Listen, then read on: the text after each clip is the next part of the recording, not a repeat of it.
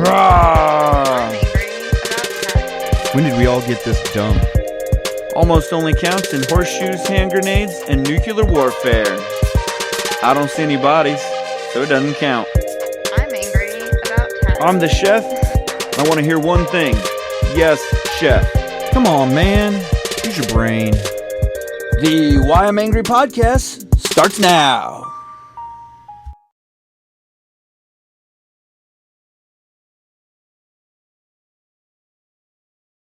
All right, it's the Why I'm Angry podcast. This is the chef. It's been one of those weeks. I'm gonna get some background boss battle music behind me here as I load up the link on X here. Since for some reason now they will not allow you to post on X unless post video on X you're a premium subscriber.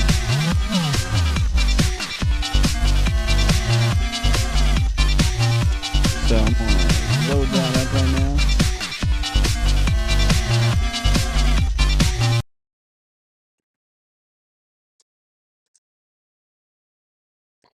All right, we're live.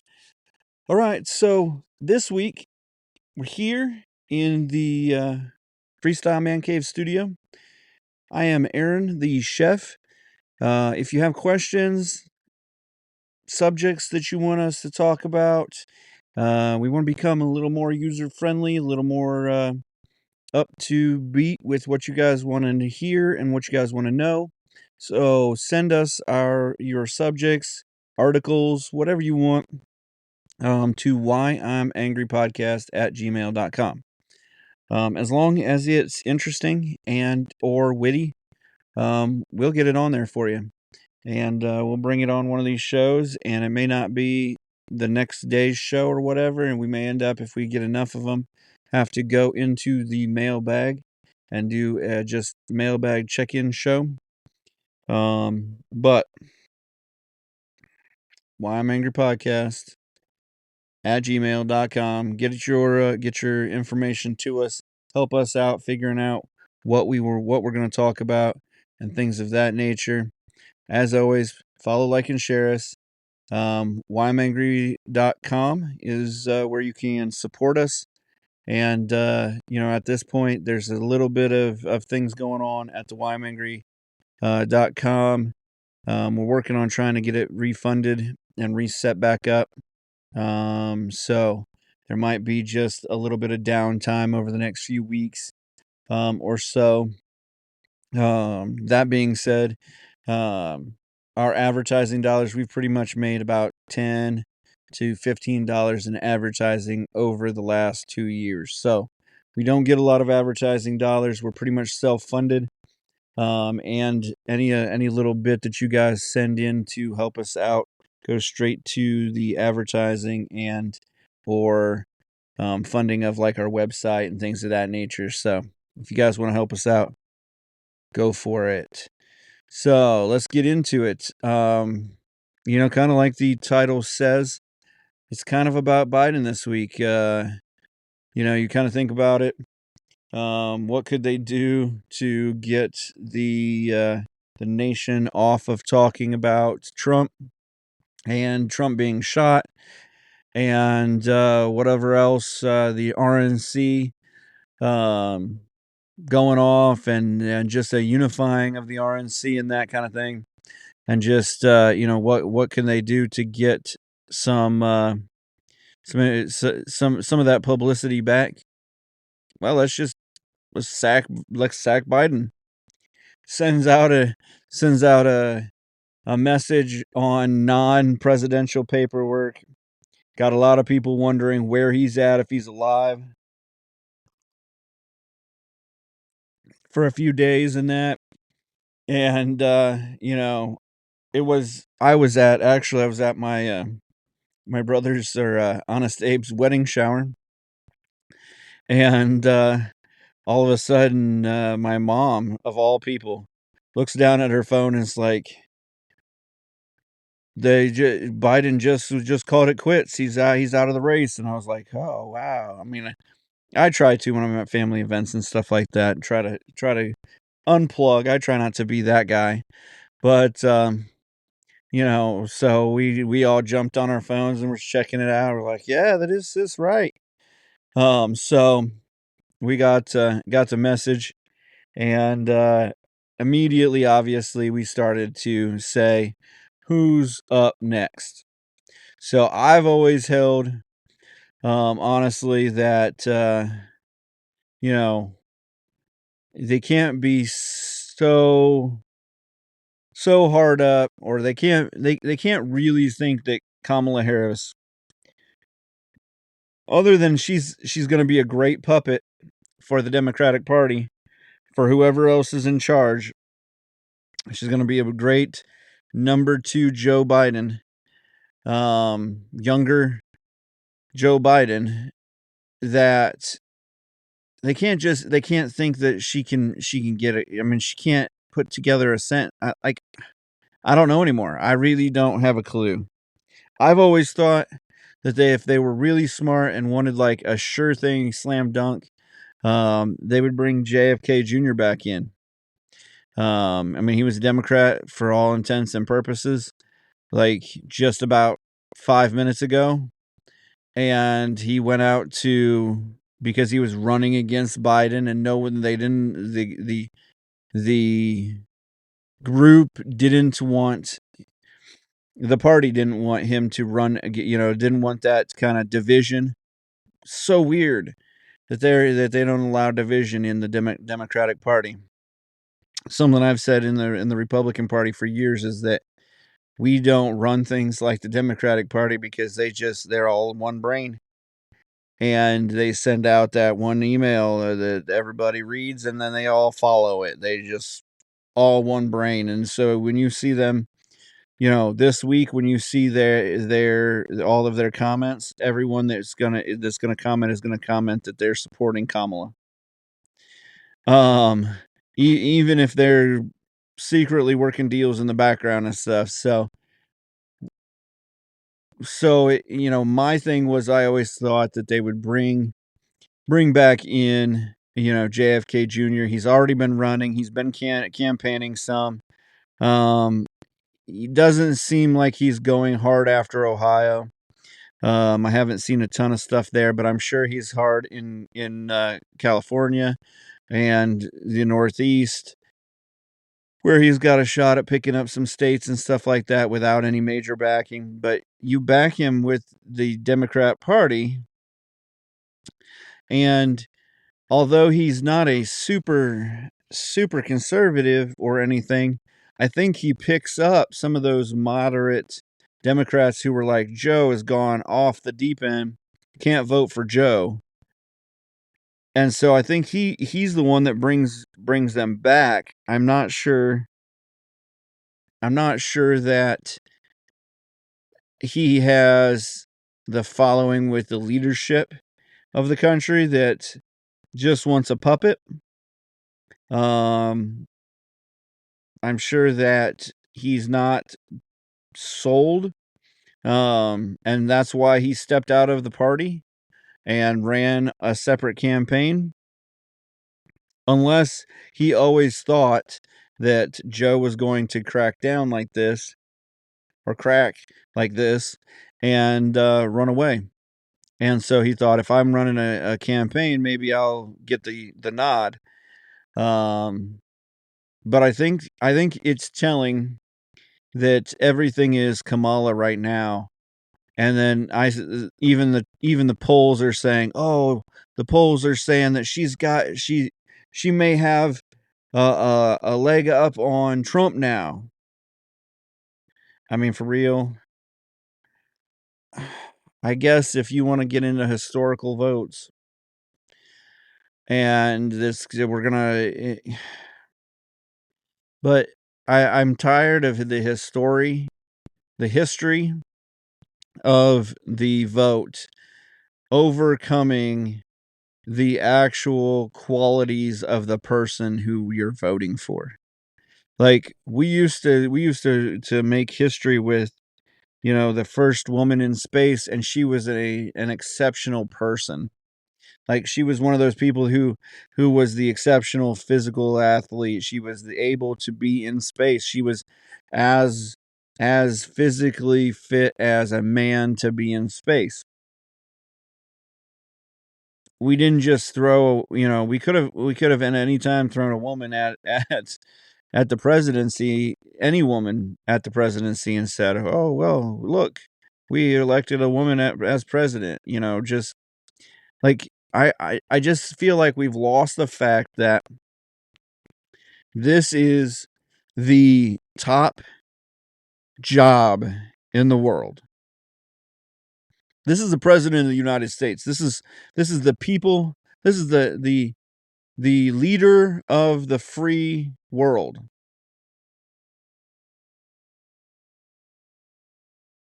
We should have a high degree of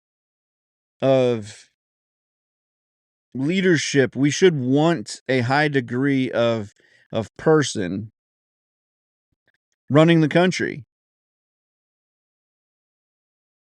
Now, I am not saying that Trump is the top of, he's the best person in the world, but he's at least in the realm of at the prime of his, at the top of his game. You can see how different him and Biden were at the debate. He was quick. Biden was spewing out the same rhetoric. He would argue. Biden never argued because he doesn't have an original thought to him. And so I don't know, because Kamala Harris, if you listen to her speeches, the few that they allow her to give, she's about as meandering and roundabout as Joe Biden.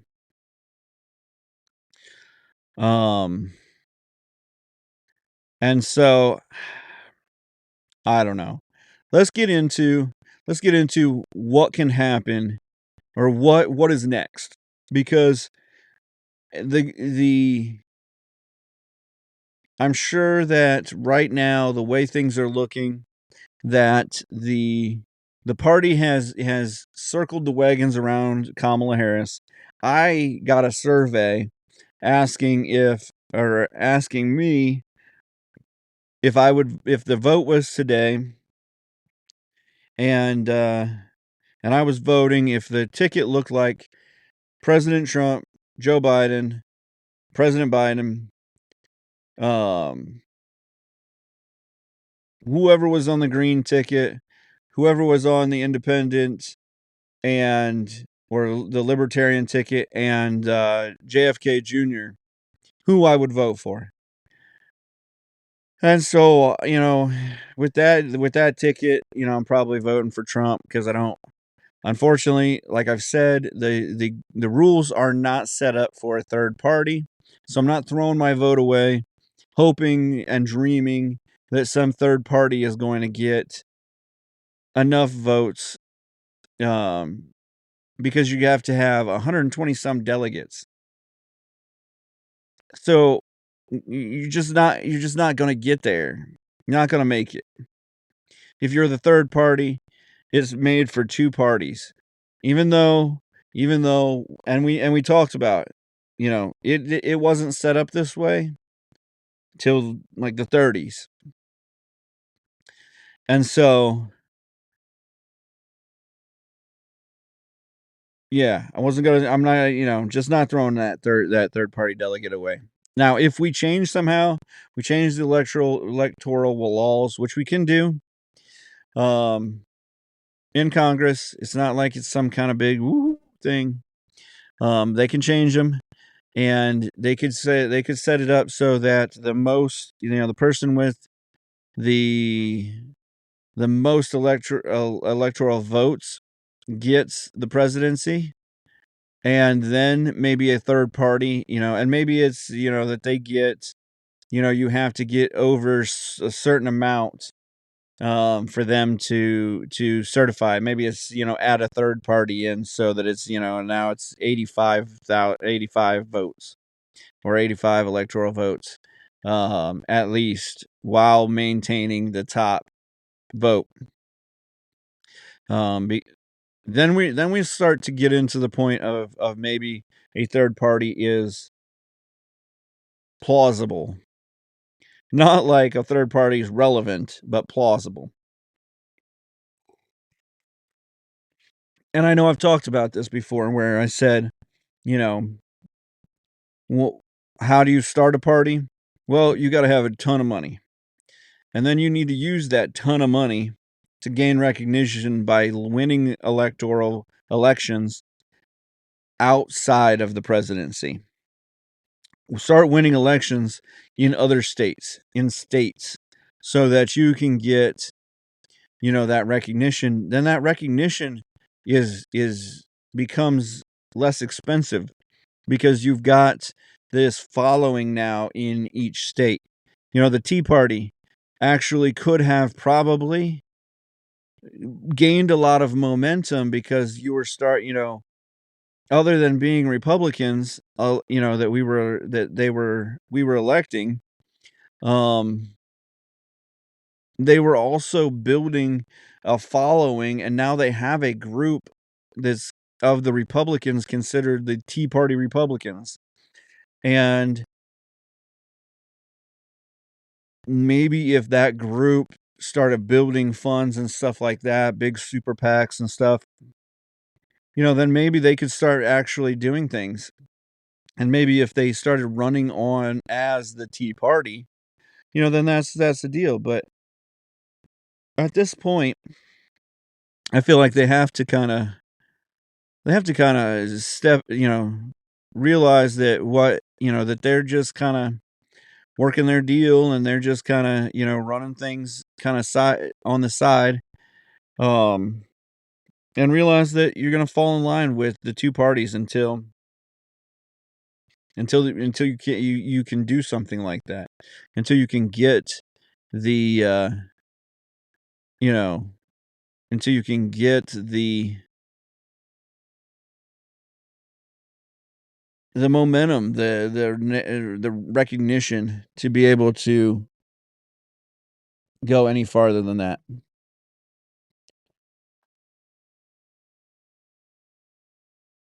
So with that kind of long introduction here, I've got kind of the rundown of where we're at on what happens next. So it says, and I've got a kind of an article here for you, and that kind of thing. There we go. And it says, despite the rumors, obviously, for the last few weeks, Joe Biden has there's been rumors, and this is it. This is right here, right now. Right now. Let's do this. Ooh, y'all woke up this morning. This is the point in it that I say, I told you so. Soak it in. Have your good cry. Give yourself come back here in a second. I'm going to give myself a hand. Yep. Thank you all. I told you so months and months ago that Joe Biden was not making it to the end.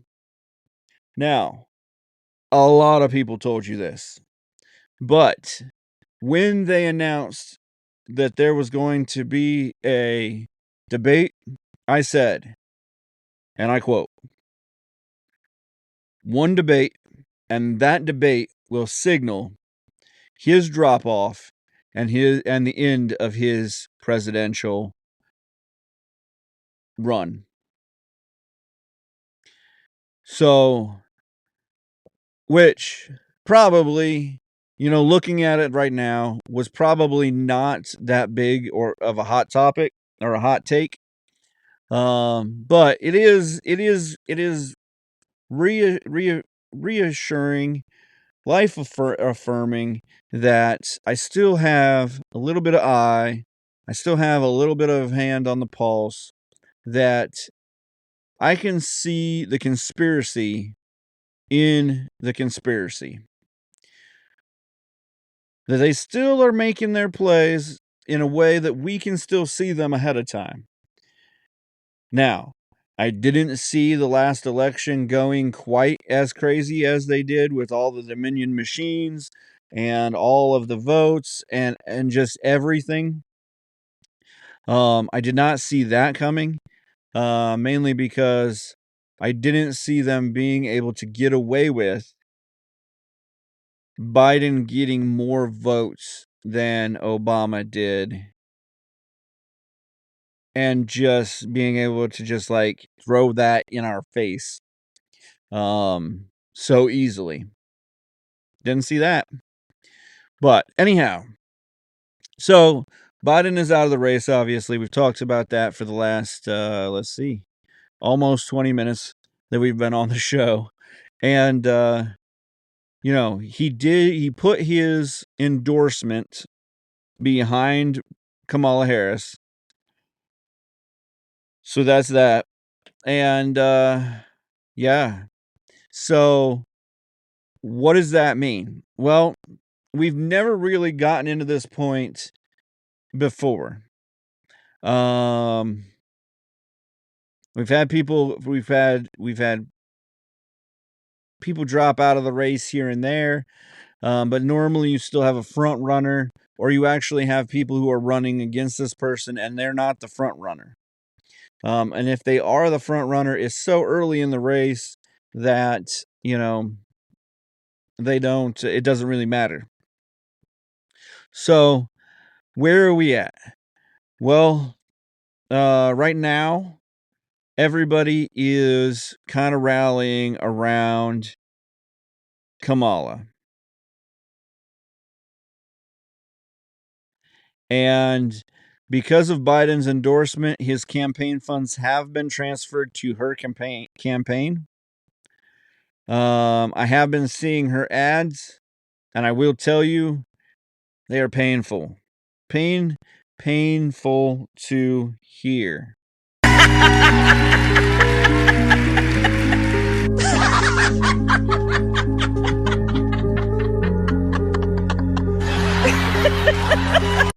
Next month's. Painful to hear. Like, I've been seeing them on YouTube, and the more and more I've searched on YouTube, even searching for that video on YouTube, it was hard to find because it's not positive for Kamala Harris, and so they buried it, dug a grave and put it as far as they could again below. And you're gonna see on Google, you won't be able to find any funny or demeaning things about her. You won't be able to find her speeches as easily because most of her speeches are just a train derailment and about 4 seconds from being the worst speech on earth. And that's each speech that she does. So anyhow, you're going to realize real fast, I think it's going to become even more apparent that we're not living in a free society like we think we are. Freedom of speech isn't freedom of speech as you used to think about it. I got on to X for a second to see the account, to just kind of log in, make sure that the account was right, and things of that nature. Also to load the link to the live feed, and they were just like straight. The protests are burning the American flag. And so they are they're just out on the street, just the Hamas protests are burning the American flag, and that's okay. You can throw that on whatever social medias that you want, but when it comes down to you can't say anything about the the presidential candidates for the Democrat Party. Now, you can say that Trump is a egotistical fascist. The dude's ran the country before. I don't know. I just, if you're out there, I don't know if you've realized this, but he didn't take over the country. He didn't seize power. He didn't take our military and wipe out Mexico or Canada, or he didn't seize Puerto Rico as a state. He didn't take in, American Samoa. He didn't he didn't try to colonize any parts of Africa.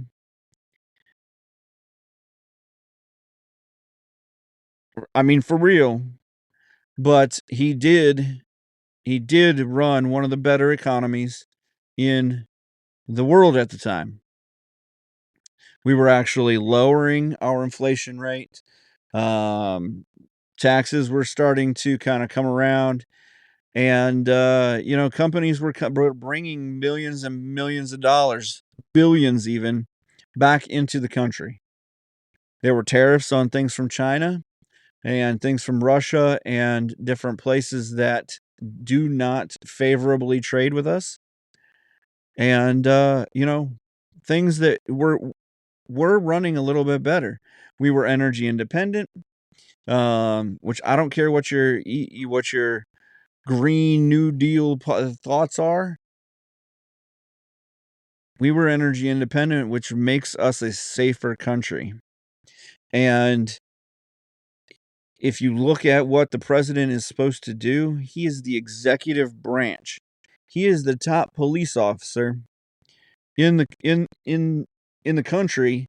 You could argue in the world. And what that does is, or what he's supposed to do, is keep his citizens safe. Execute the laws as you were. And honestly, we didn't need any new laws to keep the southern border safe or secure. We didn't need any new laws to keep us out of war, or to tell the UN to start ponying up their money. We didn't need any new laws for him to go make a deal with the European Union so that they have to buy so much of our products, and he didn't have to create any laws or executive or fake laws with executive orders to start drilling oil in our country so that we could run a safe and secure country. Now, maybe the powers that be that run the Democratic Party, they want to keep the oil in our country, so that far after everyone's dead, there will be oil here, and we will have a safe and secure country beyond our kids.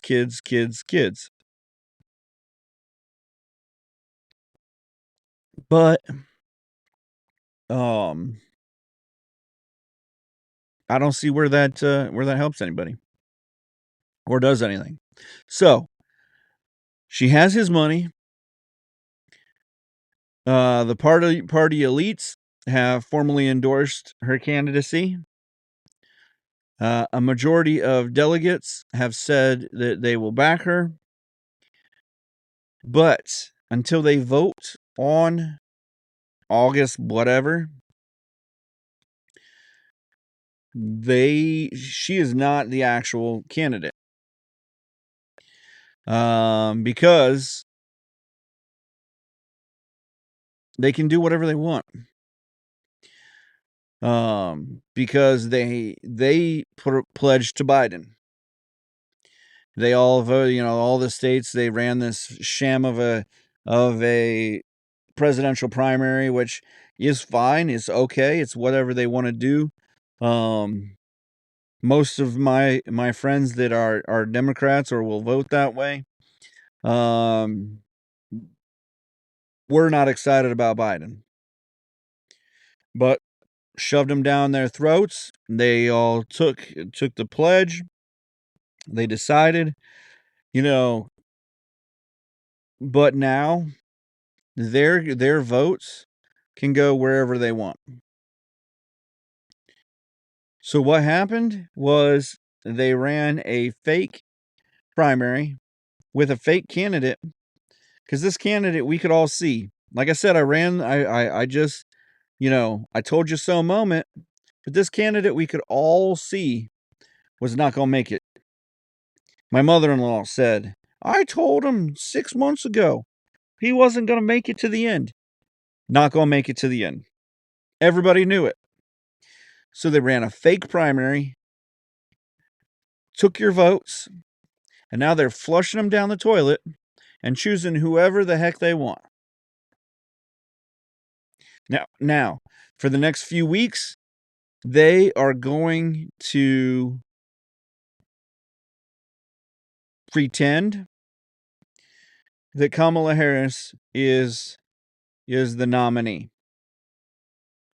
so that either you get excited or they find out that you're not excited about her, and maybe they have to figure out somebody else that they can run as a puppet so that they can run this country for another 4 years, or at least have a shot to run this country for another 4 years. Because if you're listening to this, you probably know that Trump is not the puppet that is going to be, following the giant crowd, the big conglomerate who is running the Democratic Party. And you can't really you can't really say it's conspiracy theory, because even Obama, after when he got off the teleprompter at certain times, didn't exactly know what to say, because he wasn't personally running the country. He was a puppet. And so is Biden. Biden was a puppet, or is a puppet. If he's still alive, or if he, all that good stuff. Since they continue to, take photos from back in the day and put them out and stuff like that, or, so when it comes to the time to actually vote, they can do whatever they want. And it's not a faithless elector. It's not like they're pledged to anybody, because they're not. They pledge support to Biden and his 3,949 possible pledged delegates can vote whoever they want, and they're told to. In the Republican Party, the delegates are bound to a candidate. So I don't know what would happen if this went down, but I'm sure that each state would have to have a revote, or at least the party would have like a delegation set together to figure out what they were going to vote, who they were going to vote their delegates for, and those delegates then would go to the committee, or go to the RNC and cast that vote for the state the way that the state party had decided. But now that Biden has dropped out, those electors have even more standing to choose a new nominee, especially since there wasn't a competitive primary to reflect the sentiments of those who elected them. So they don't have there's no like, oh, well, the second person in charge, the second person they voted for, let's vote for that. Let's put up the votes for that person. Pretty much in their rule is to, or their standing is, they must in good conscience reflect the sentiments of those who elected them. That is their charge, where the delegates in the Republican Party are bound to that candidate. These guys are just, all in good conscience, which is why Bernie Sanders got outvoted by, in the DNC 5, 4, 6, I don't know, 8 years ago. And Hillary Clinton was elected because there were super votes and there were people who in good conscience reflect the sentiments of who elected them. And so they figured out the rules. Really in the Democratic Party, the rules don't really apply. It's whoever's in charge of the party, who's ever pulling the strings, is going to figure out who's the best person to be nominated. Coming back to that survey I took, the second set of that survey was if the election was today and the ballot showed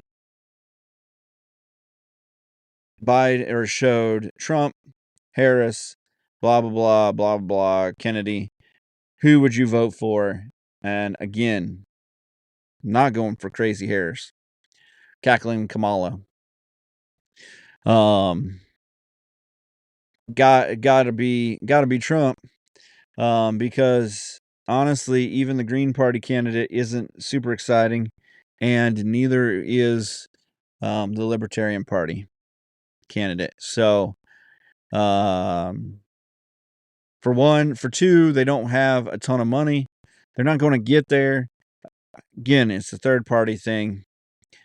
I talked to my wife about this whole no labels party.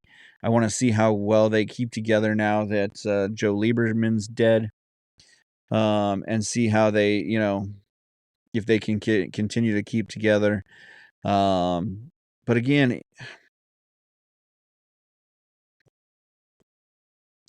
it comes down to wasting hundreds of millions of dollars on a presidential candidate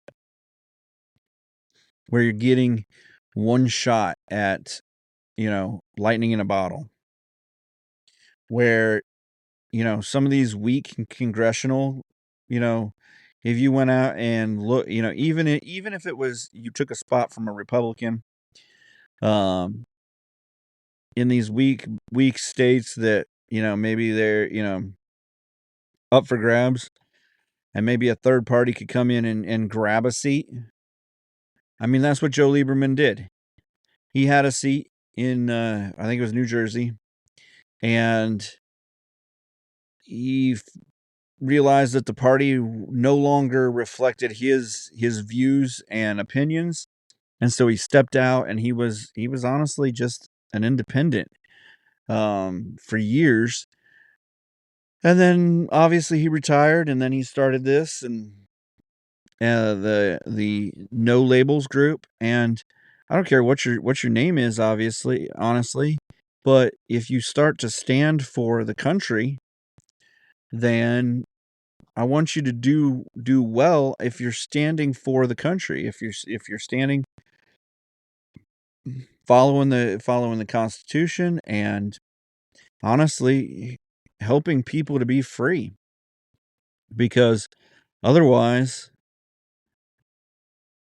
we're not pushing the agenda. Then we're pushing some other agenda that doesn't keep us as free. So one of the other things about the DNC being August 19th through the 22nd is that in most states, and this is where it gets me. What is the plan here?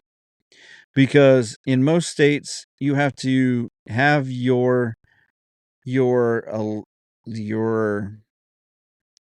all of your voting packet turned in to be on the ballot by 90 days before the election.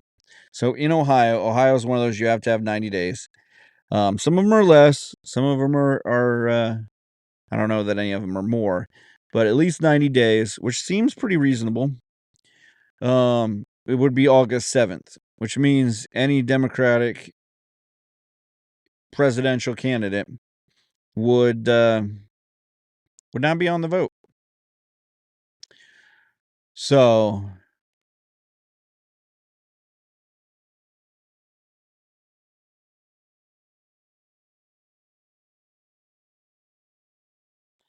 that, that would be the thing. So now they've kind of said, with Biden not, now not being the candidate, and they're going to decide officially. I mean, they literally, I mean, they don't have to, I guess, but they need they to be on the up and up, to at least feel like they're on the up and up, or at least, give you some kind of feeling of fairness or fairdom.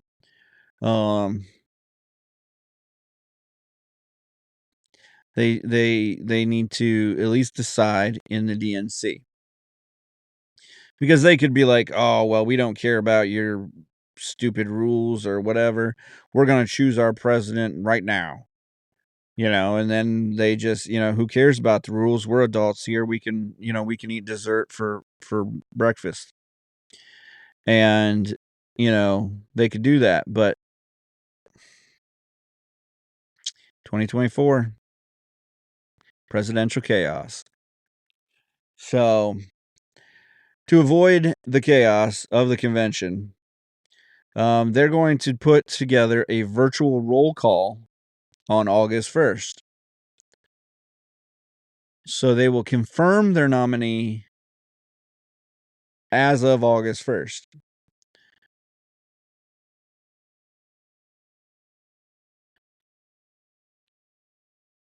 Oh, okay. So we're not going to confirm our nominee at the Democratic National Convention. So pretty much in 8 days, we're going, maybe it's 9 if I do the math wrong. I don't know. 8 days or so. So anything after 8 days or before 8 days, I've got this. We're gonna choose the presidential candidate, and go from there, outside of the parameters that we've all already said we would go through. Now, they do say about 3,000 of the delegates have said they now plan to back Harris. Obviously, there's about 8 days for that to change. Things change in an instant. Ohio has also changed their laws to go to 65 days, but that doesn't come into effect until September 1st, which would be after the August 7th deadline. So there's kind of that gray area whether all that would, what they would do. Yeah. So that just throws another monkey wrench into it. So obviously, they had to break the rules and choose a delegate before August 7th, before the DNC, so that we could have a more united, come together group. We could be in the Democratery, something like that. So, what What about any lawsuits or anything? There isn't too much legal challenge. Experts have said with the withdrawal coming safely before the whole having to choose thing. Nobody really cares too much.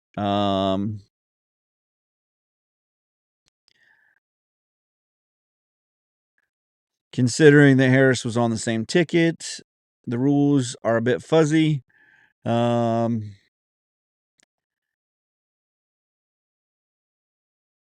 could decide to challenge that she gets all of the funds and stuff. But other than that, there's no major challenge that would stop her from running the race. So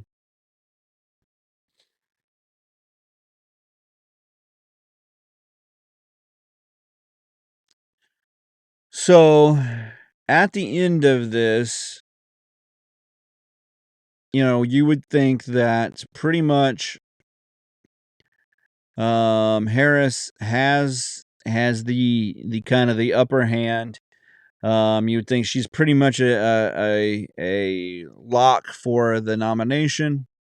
And that could be. I mean, they say that 3,000 delegates are planned to give her. So far, there's a few challengers that could come up. Most of those people are just kind of guesses. This article says Gavin Newsom from California and the governor from Michigan, Gretchen Whitmer.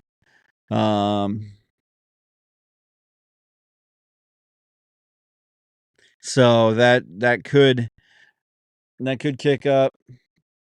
I've got another one, and we'll kind of go through it. And we'll kind of give their age and what's going on. Again, Vice President Kamala Harris, and what kind of she has is that she kind of she and the Democratic Party, which may be true, may not be, the people that I've polled around me that I know have told a different story, but they say that she kind of solidifies the minority vote, helps the Democratic Party or Democrat Party to pull in maybe a few more of the women voters, and maybe a few more of the minorities, the black vote, the Latino vote, maybe the brown vote. She pulls that in a little bit more, and so being that she's a lady, and she's got another ethnicity, and I am not going to guess what her ethnicity is. She could be African American or whatever, but she is 59 years old, and she's the vice president, so she does bring that kind of that kind of following. So they do think that she's going to bring that deal and then unite the party. And honestly, they say right now that she's polling higher than Trump by a point or two. Not that I always believe their polls. I know that they're trying to circle the wagons and trying to build a hype machine around her. Might get a little annoying after a little while, because watching her commercials on YouTube have been pretty painful. Also that could be in the ring, Joe Manchin from West Virginia. he's been actually trying to run for president. He was considering a presidential run before this for the next cycle, but he he could make a run. I mean, he's done some things that honestly bring him a little more moderately fiscally. He's probably more of a moderate, maybe not quite a centralist or whatever, but maybe more moderate on that. He has gone after the banks and tried to bring the money back to West Virginia that they was losing. They have kind of stomped on him in the Democratic Party because of the fact that he runs West Virginia, which is a propane and natural gas heavy state, where they need that to keep going, and they've been shutting down propane, or not propane, but natural gas pipelines, and the natural gas wells for the last few years, just trying to just be able to control the energy more and more. So he is 76, but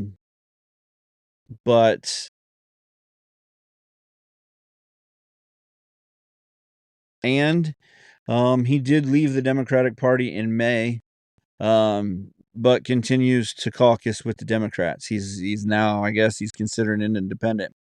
I did think I saw that, but so he could make a run in the next week or so here to and build a good following. So again, Gavin Newsom, solid candidate from California, 56 years old. He has kind of been semi campaigning, as he did a face off with Florida Governor Ron DeSantis in December. That was kind of after both of them were kind of out of the race and not really running, but it was a good debate. And it actually was pretty decent. I mean, I honestly, both of them made points. At least Gavin Newsom was kind of at least eloquent and kind of came back and forth with his talking points, and that because it was off the record, or it wasn't really a debate, that he was being him, and it wasn't like I've got to run on just the talking points. And so some of that's scary, but yeah, some of it's just whatever. Again, Gretchen Whitmer of Michigan, possibly the replacement for Joe Biden.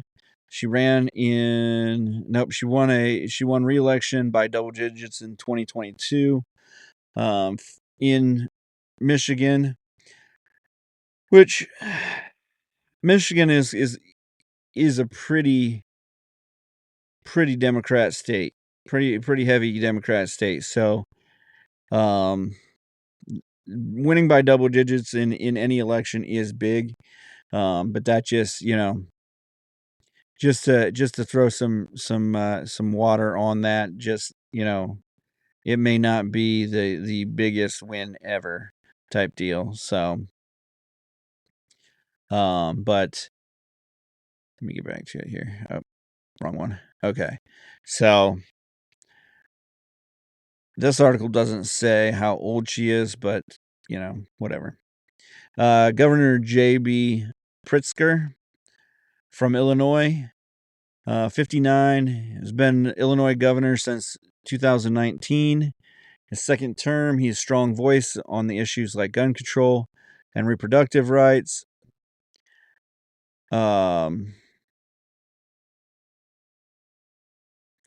Not much name recognition, so I would doubt that they would make much of a run. Just I think it's gonna become a name that you recognize, like one of these top three you could recognize Whitmer.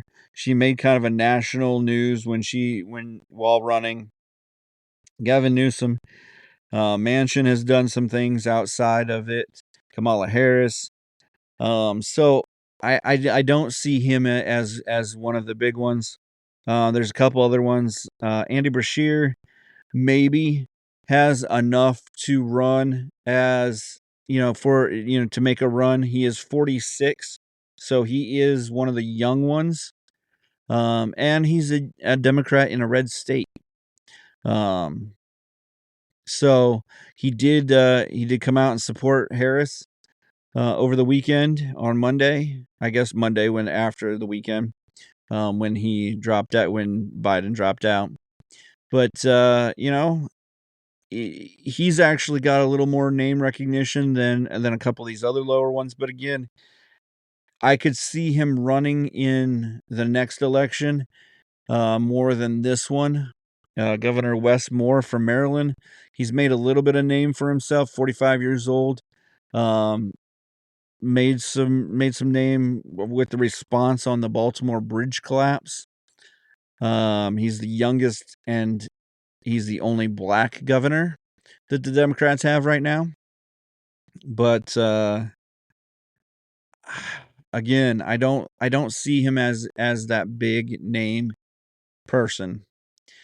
Senator Amy Klobuchar from Minnesota.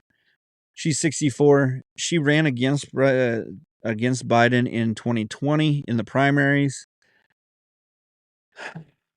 So she has been out there doing things. But I don't see again the name wow. All right. So I don't see again the name recognition that you would see with others. The one that I did see I do think has enough name recognition out of the group. There's Josh Shapiro from Pennsylvania, governor. Senator Raphael Warnock, Jared Polis of Colorado, Roy Cooper from North Carolina. I mean, they've got a pretty good list here. But again, I don't think they have, maybe these people have the right kind of experience, but I don't think they have enough name recognition to this month pick up the nomination and in 2 or 3 months become the elected president. And I think that's what they really have to look at, is that can this person become the president that, can they be elected that fast? And you need a major level of name recognition or somebody that's been running. And one of those people that I see on this list that could is Pete Buttigieg. He's 42. He's also already been vetted on the national stage after running for president in 2020. And he didn't run for president, but he ran for the Democratic nomination. But he does show up on Fox News fairly often. They're saying that, he could maybe speak to both Democrats and Republicans. I don't know too many Republicans who are like, yeah, that Pete Buttigieg guy, let's follow him. But that is somebody that could pick up the nomination. He has been out there. He is the transportation secretary, so he does get some following. And I just think, he has a charismatic ability to gain popularity fast.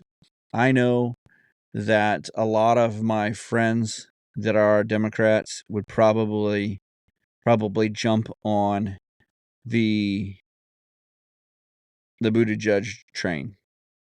That would probably be that he's a younger guy. He's got ideas.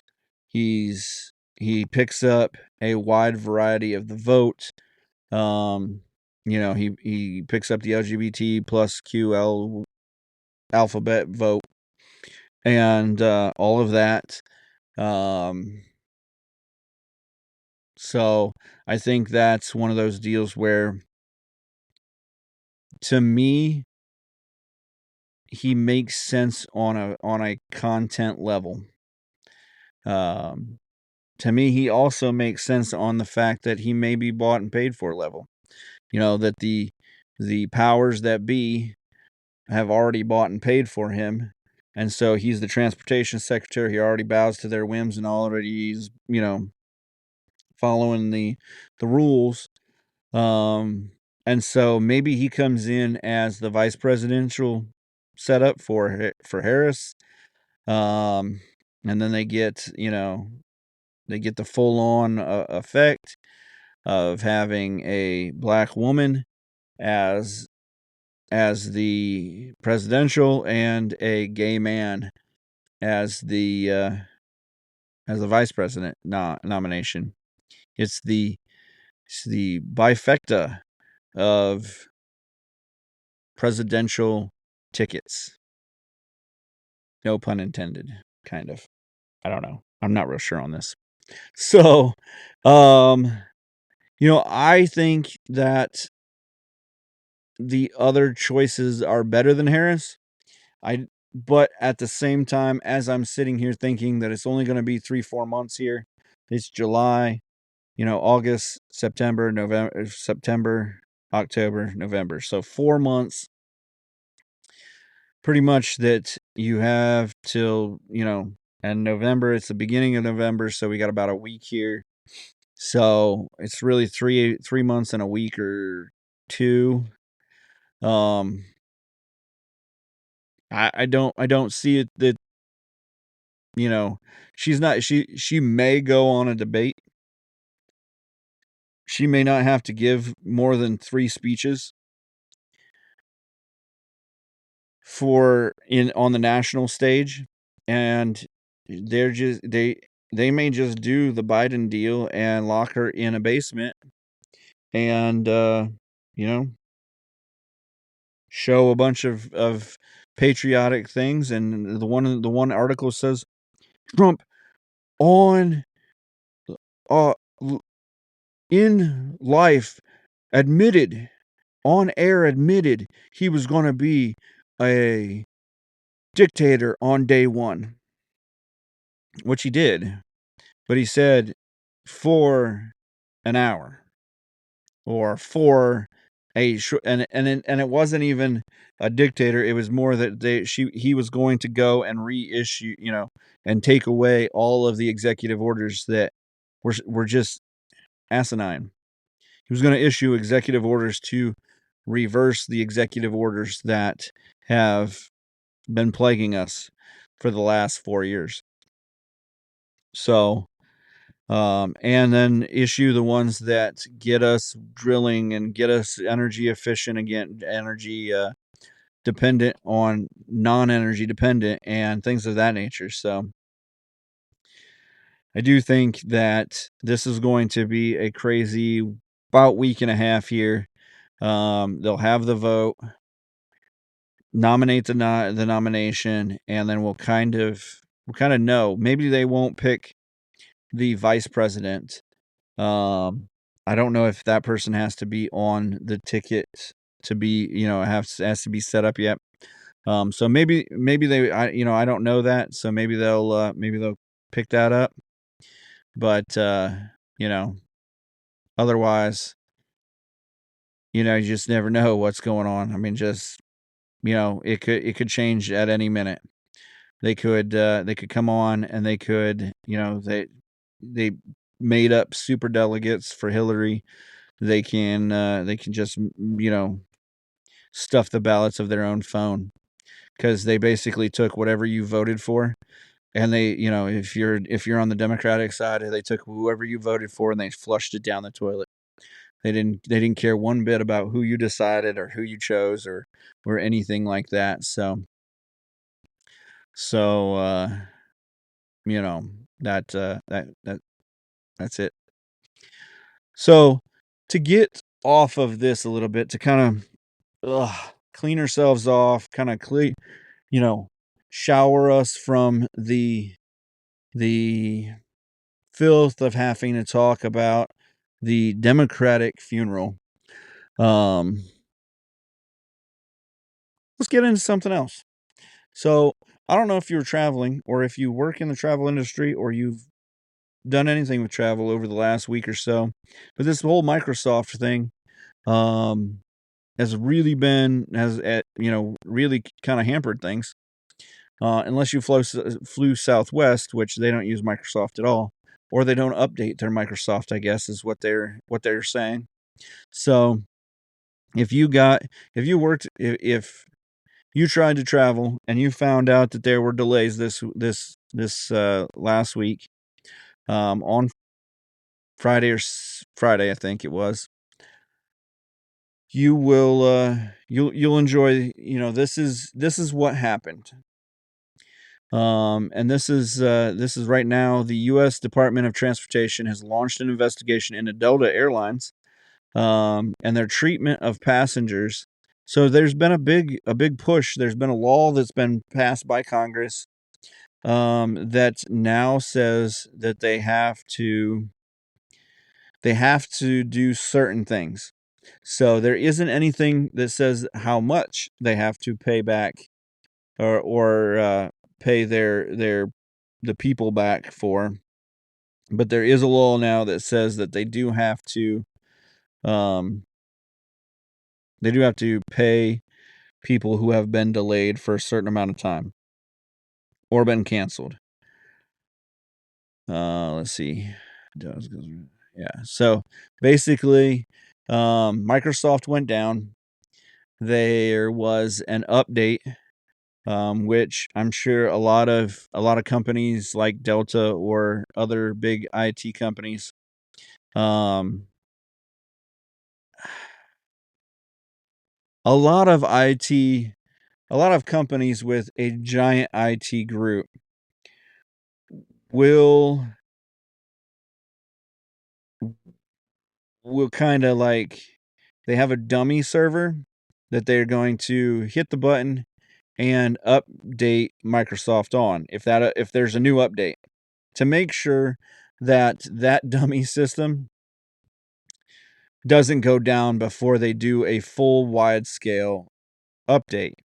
Well, in our trusting society nowadays, I know back in the day when I was part of an IT group, that's what we did is, we took a computer off the line or offline or from that wasn't connected to the rest of them, and then we updated it with whatever software, whether it was the new virus software or the new even now when I'm in social media and stuff like that, I'm not updating like minutes before we go on live here, or that that I do the other live broadcast that I do.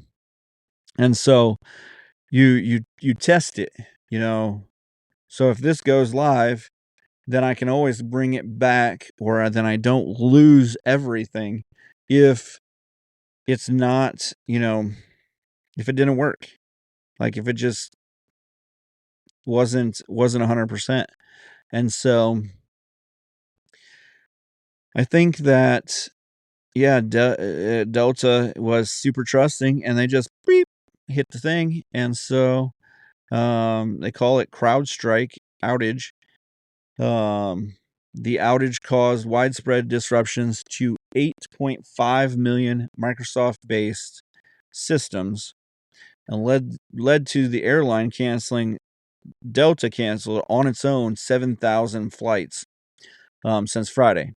So my wife works in the airline industry also, and she was off on Friday and got 3 or 4 major, like, call in, we're opening a line for all management to be able to ask questions and figure out, because they had issues also. And so they do joke that the only group that didn't have any major issues was Southwest, and Southwest even openly admitted that they didn't update their systems. So So while the outage affected booking and check-ins, boarding passes processed across many airlines, mainly with my wife's company, it was more of the communications between whatever were run by Microsoft. Most carriers have largely resumed normal operations. Now, in the backside of things, customers obviously aren't going to see the worst of it. They're going to see just whatever they can't not show them. So they're going to see the semi, whatever. My wife's group is still catching up. Anytime you lose 2 or 3 days or so of flying, you now have to, especially in certifications and stuff like that, you now have to catch up, find those flying hours and training hours that you lost. So the back half of things, I'm sure on Delta is getting, their backside is getting crushed right now. They're just like 7,000 flights is a lot of hours of missing time to get trainings in and stuff like that. And sometimes you, as a customer, you don't even realize that they're doing training or they're doing certifications while you're flying on it.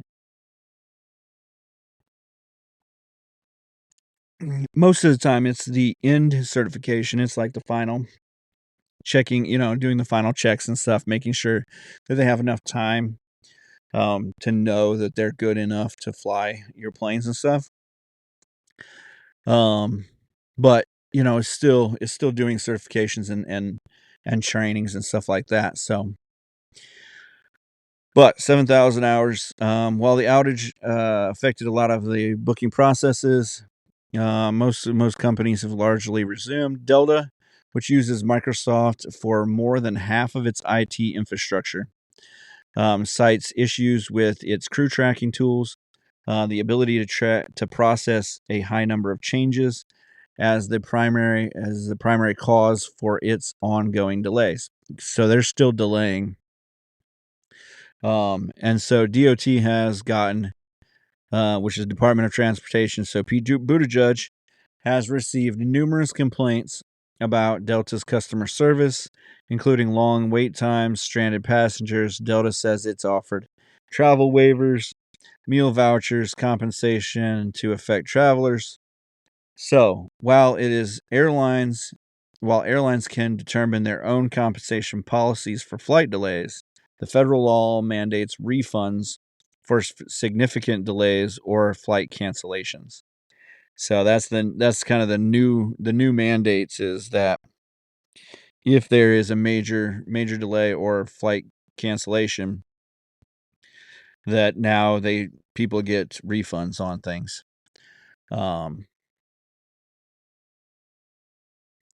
So that being said, Southwest, in a similar deal, Southwest was fined in 2022, $140 million, for a similar. They had a major meltdown. I don't know whether it's computer system just crashed and burned or what. But or they, somebody opened a phishing email or whatever.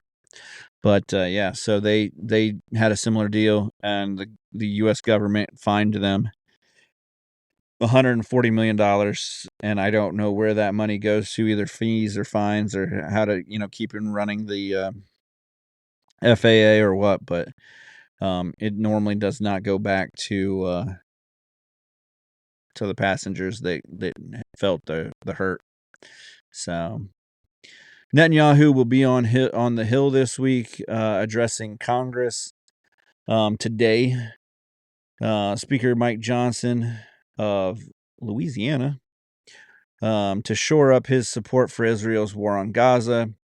He is going to meet with President Joe Biden and Kamala Harris this week, and former President Donald Trump also on Friday.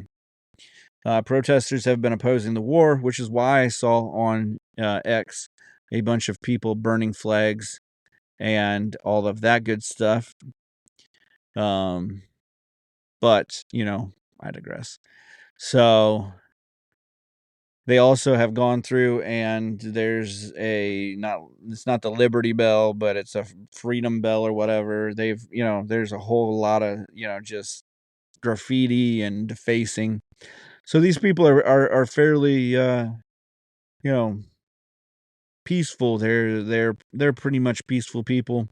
They are respectful of the country that has given them all these rights and freedoms to do all of this. And I'm sure they just love being here, because they're not getting bombed to death in Israel, because their terrorist group has decided to attack a sovereign country. Like, if you're really that hardcore about it, go back to the Gaza Strip and fight Israel. But don't fight us about fighting Israel. If that's your group, you go. You do this. Get on it. Don't go burning stuff in our country. We're not the ones you're fighting, and if we are, we're going to take care of you real quick. Especially once we get rid of Biden. And hopefully once we get rid of Harris.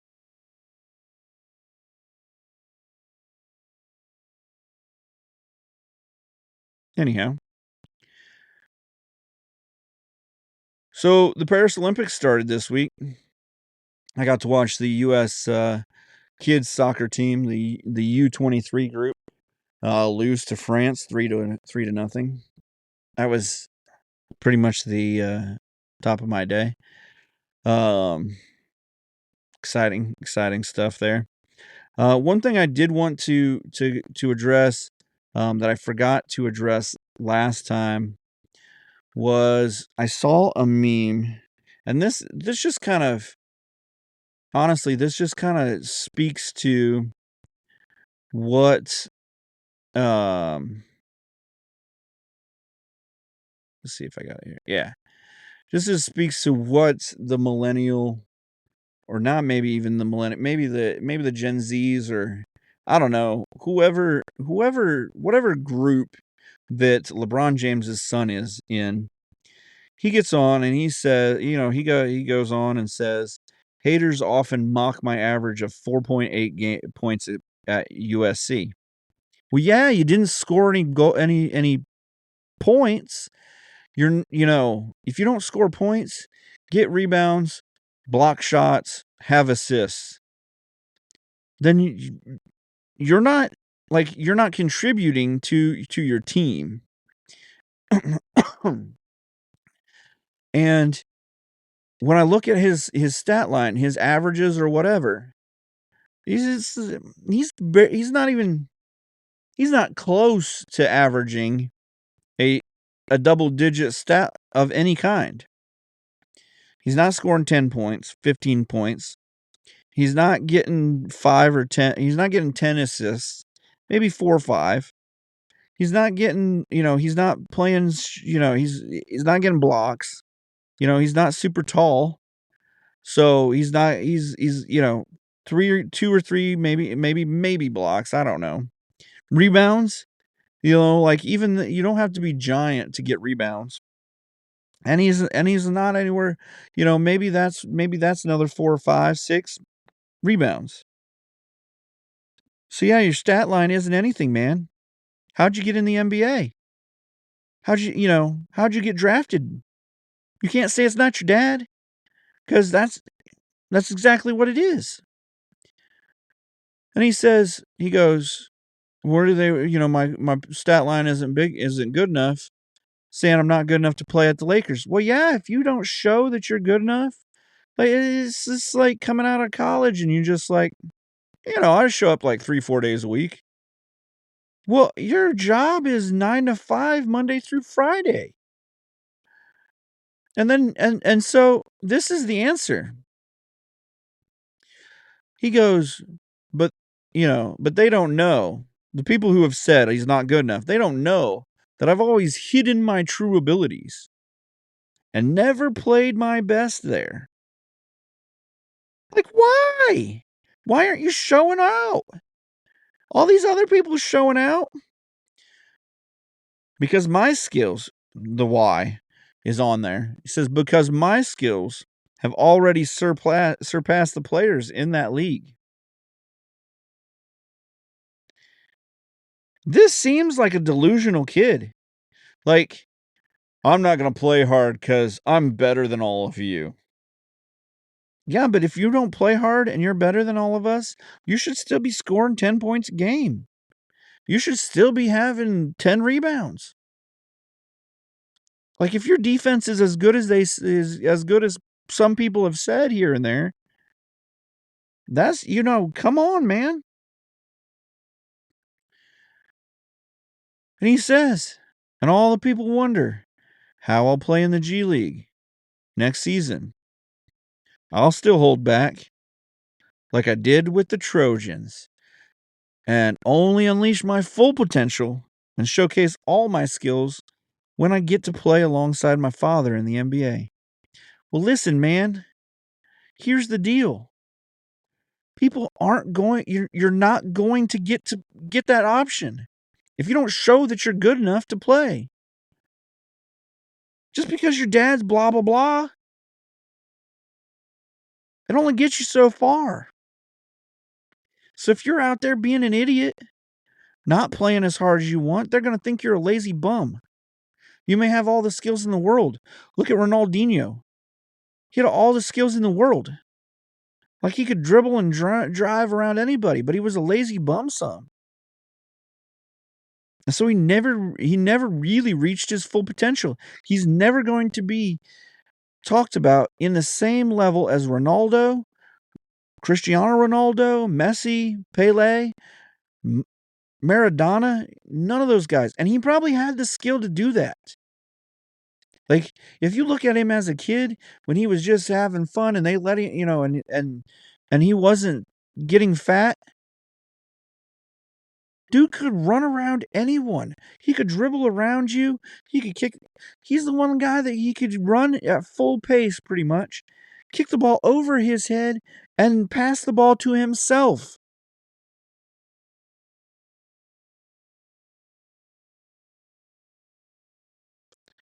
But he didn't want to work that hard.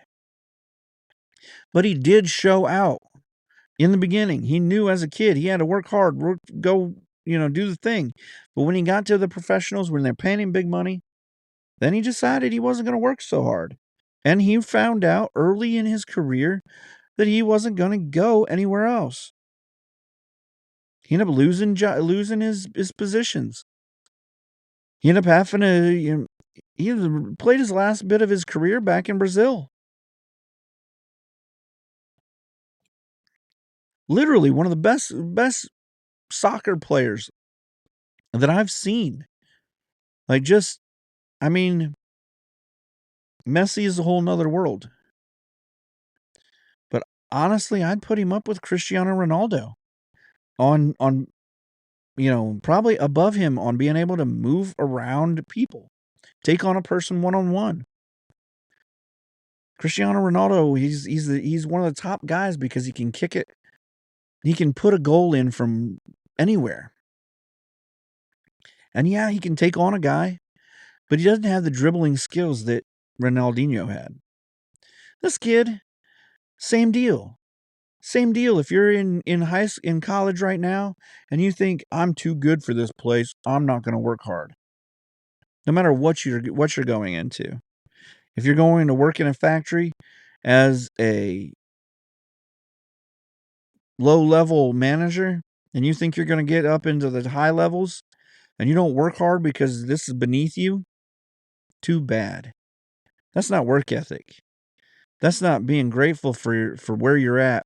And I see so many kids nowadays that don't realize, and even little kids in football and sports that don't realize you have to earn your spot, and not even earn your spot, but you have to earn the respect of those people around you to gain higher spots. Go through the trenches like everyone else did. Run through the muck. You don't want to join the army anymore because you don't want to go through basic training. You don't want to get dirty and earn the badge that everybody else did to get where they're going. This kid's the same way. I'm not gonna work hard and maybe injure myself in these low leagues that are beneath me. But she's never scored bunches of points, never taken 3 games and said, I'm gonna throw my team on my back and score 25 points and have 15 rebounds. Yep. All right, man. You do you, because that's what you're doing. Just crazy to me that we're raising a society like that just doesn't want to isn't into doing things on their own, doing things for the betterment of just isn't into doing the work to get to where they need to be.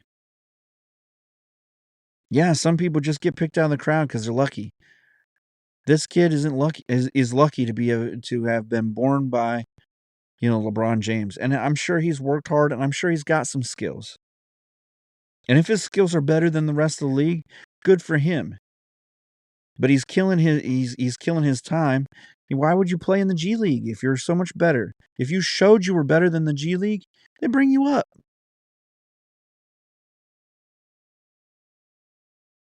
I mean, come on. Like this is silliness.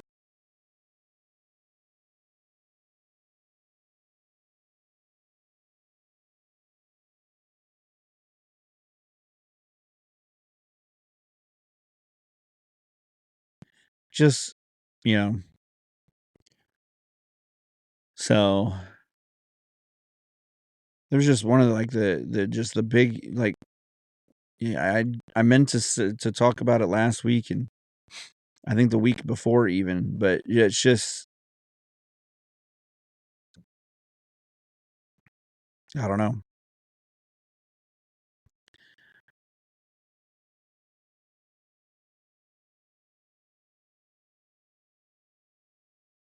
So we talked about this a little bit with the assassination. They came out and they said that they weren't on the roof because there was like a 3% grade on the roof, and so it wasn't safe to be on the roof. So that's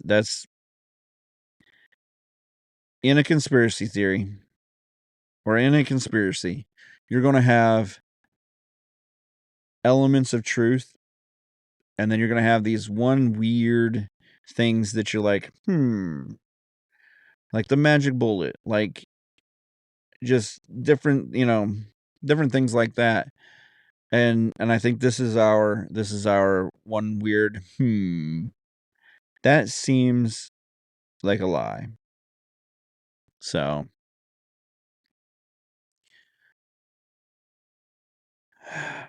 well,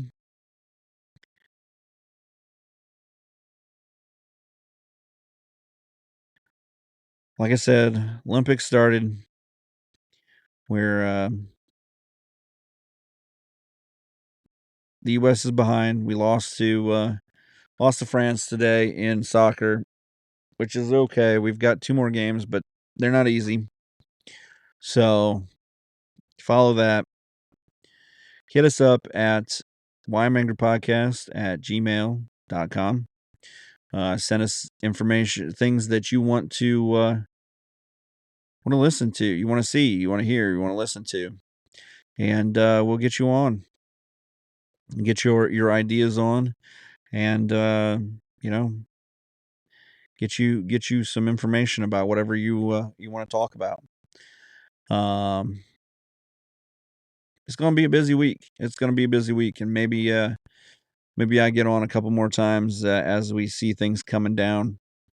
So definitely get on our podcast. The podcast will be out at 5 a.m. tomorrow morning, and we'll have that set up for you. Check out our website at whyimangry.com. Hopefully that'll be up and running for you. And if you want to show some support, I've got some channels for you if the website is not up. And I can give you that information on an email. So you can always email me if you want to show some support, $1 or $2 a month, or you just want to throw, $100 at us. That's cool too, or $20 or $5 at, 50 cents, whatever you want to throw at us. We're good with that. But yeah, keep your head on a swivel. Keep looking out. Things are going to get a little crazier. And I don't think things are going to settle down until after November. So it's the Why I'm Angry podcast. And Remember to follow, like, and share the Why I'm Angry podcast across all social media platforms and anywhere you get your podcast. The Why I'm Angry podcast ends now.